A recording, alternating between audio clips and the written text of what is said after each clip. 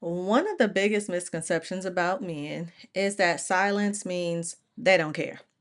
When a man gets quiet, people often assume he's being distant, he's angry, he's avoiding me, he just doesn't care anymore.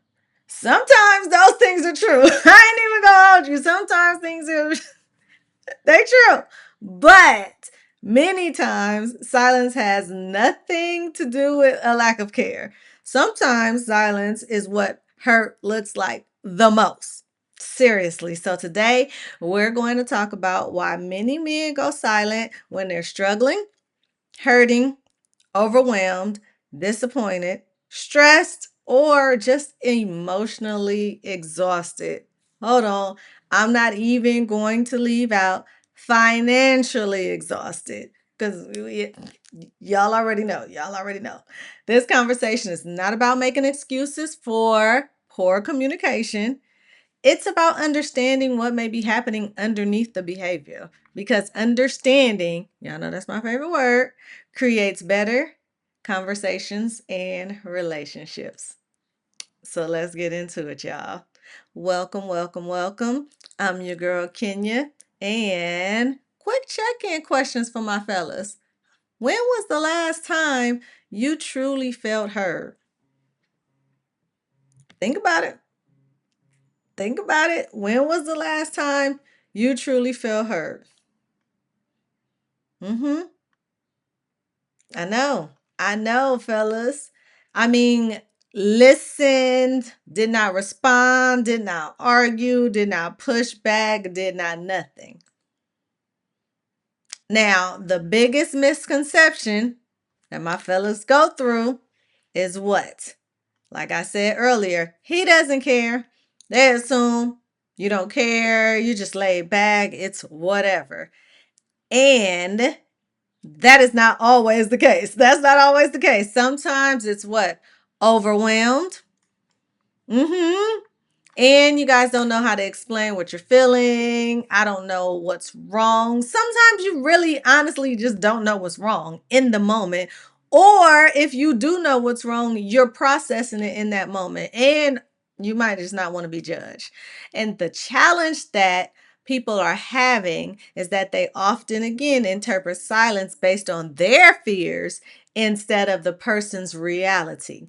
Now, what does that mean? Come on, think about it based on their fears. So now that the man is silent, the other person is like, what did I do? What was the last discussion that we had? They're going through text message threads, like, what was the last thing I said? And then maybe the last thing they said, they like, oh my God, did they read it wrong? Yeah, I know. I know. So listen. Oh, wait. I do have a question. Have you ever felt misunderstood because you needed some space? Ooh. All right, here we go. So let's get into 5 reasons why my fellas go silent. 5. And this is just 5 of them, right? What is it, fellas?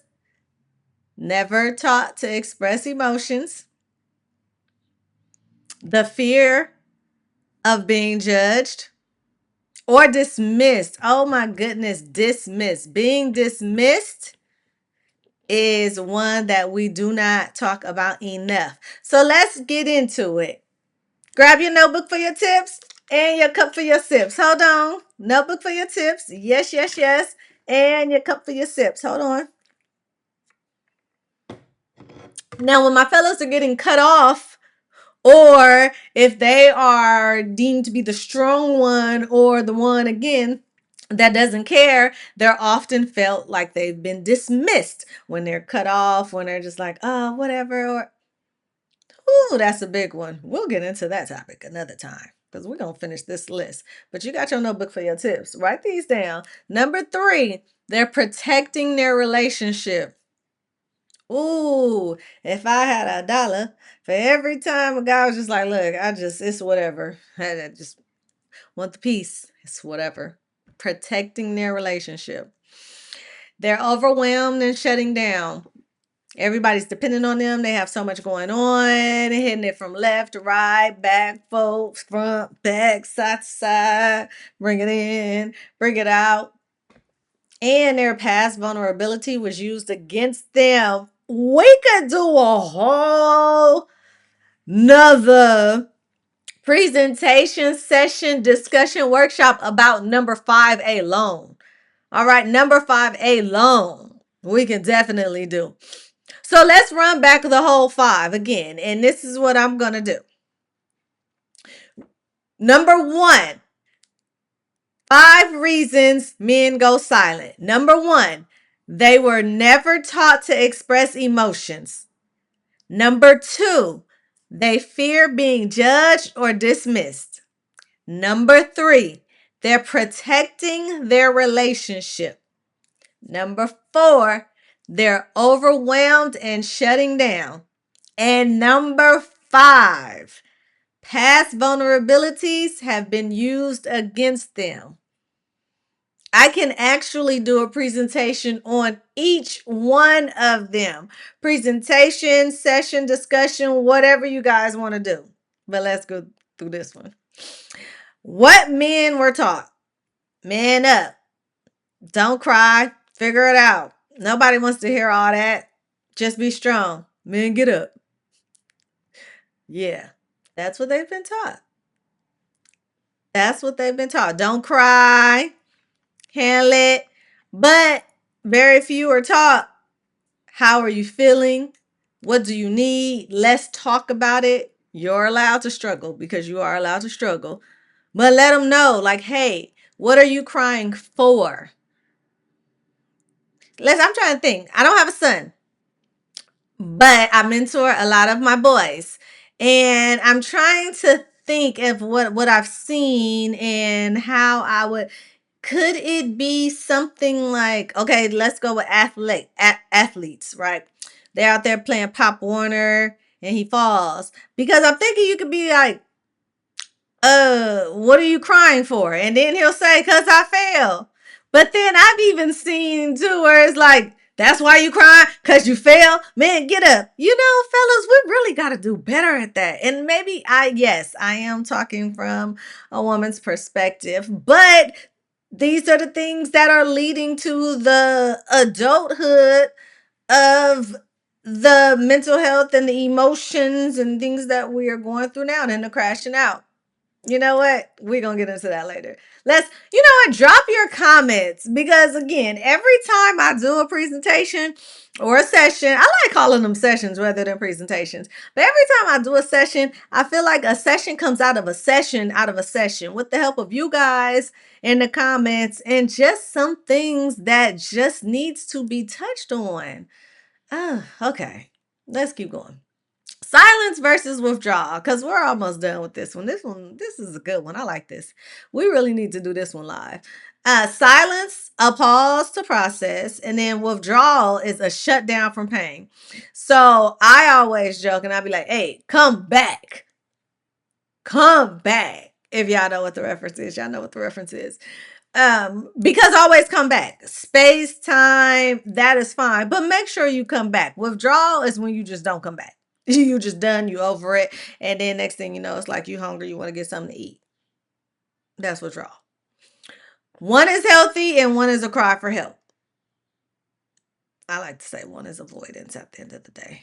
One is definitely avoidance. Let's see how hurt shows up.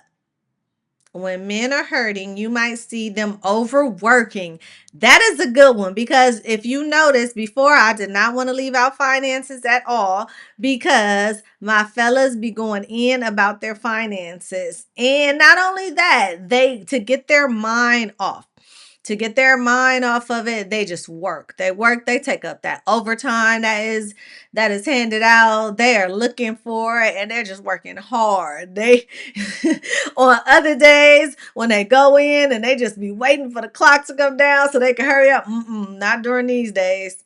Nope. Numbness. Ooh, my fellas be feeling numb. They're just irritable and isolation. That is it. Because they're trying to process it. They're trying to figure it out. their pain responses, trying to figure it out.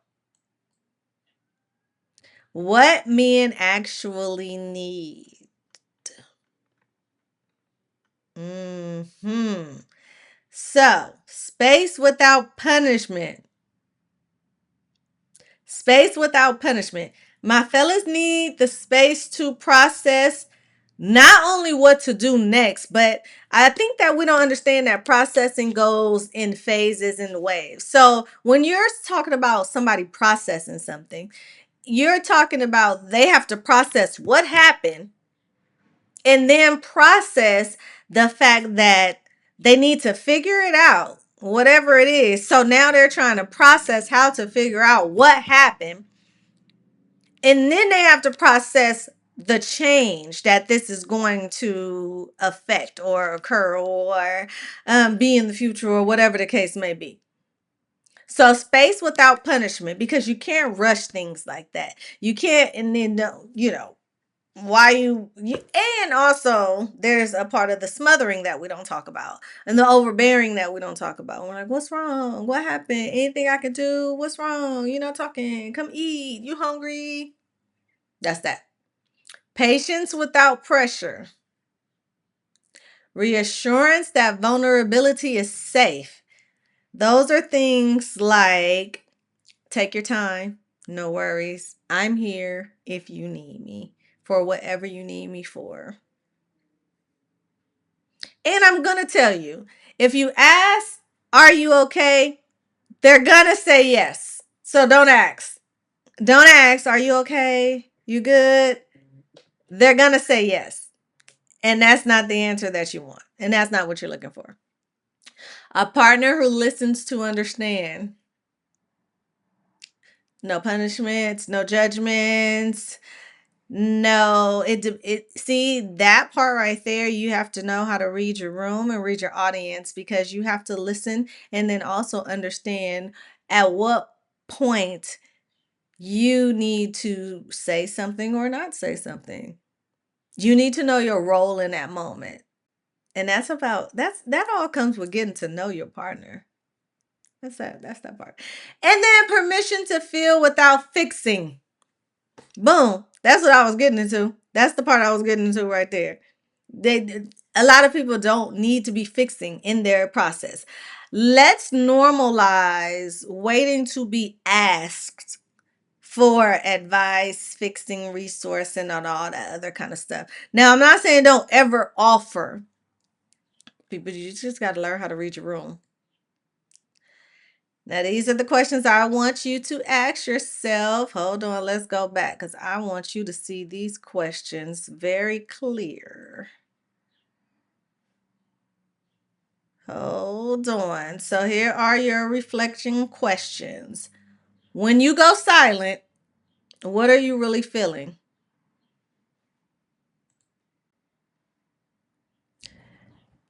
What would it take for you to feel safe enough to speak? Now, what I'm going to say about this one too is that I might just do a whole session about knowing your audience, because sometimes you're valid for not feeling safe to speak around certain people and in certain environments. That is why this question here is a good one for you to deep dive into, because you'll get the answers. What would it take for you to feel safe enough to speak?